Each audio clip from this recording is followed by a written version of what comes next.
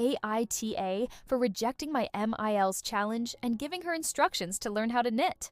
I am a knitter and enjoy making all kinds of things. But for the most part, I knit things for me or my husband. I don't have the heart to buy nice yarn, a pattern, and put hours into making something for someone just to watch it be treated like crap.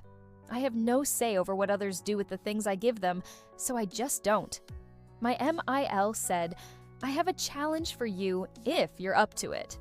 She pointed at a picture on her phone and said that the challenge was for me to make her a Sophie scarf that would match a dress. I asked her, why is she framing it as a challenge when it's just her asking me to knit something for her? She didn't have an answer and just said, "If I'm up to the challenge, I can give it a try." I asked my husband what I should do. He said to just flat out tell her no, but I figured it would be nice to at least meet her halfway.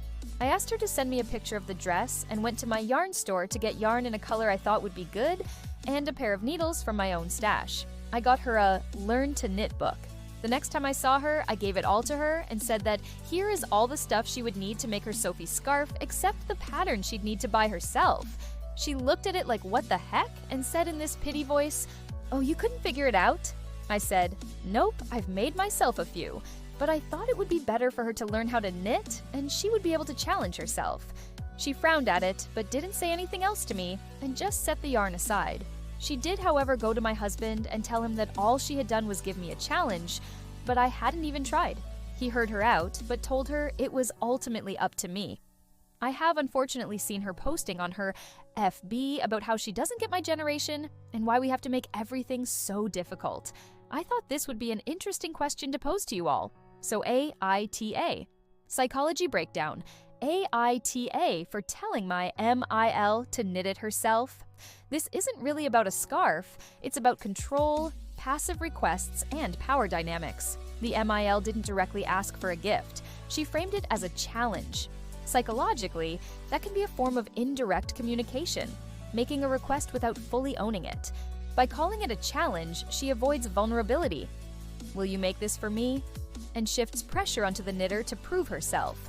The OP, instead of saying a simple no, responded with counter-control, meeting perceived manipulation with clever redirection. Buying supplies and a how-to book wasn't neutral. It was symbolic. It subtly flipped the power dynamic. If it's a challenge, you do it.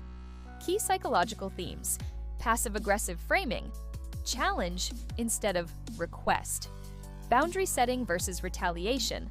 There's a difference between saying no and making a point. Generational communication styles, indirect expectations versus direct refusal. Ego and pride. Both parties likely felt dismissed or undermined. Why was the verdict asshole? Because while she had every right to refuse, the delivery turned it into a statement. It escalated rather than clarified. At its core, this conflict is about how we say no. Clear and direct boundaries create less resentment than clever reversals, even if they feel satisfying in the moment.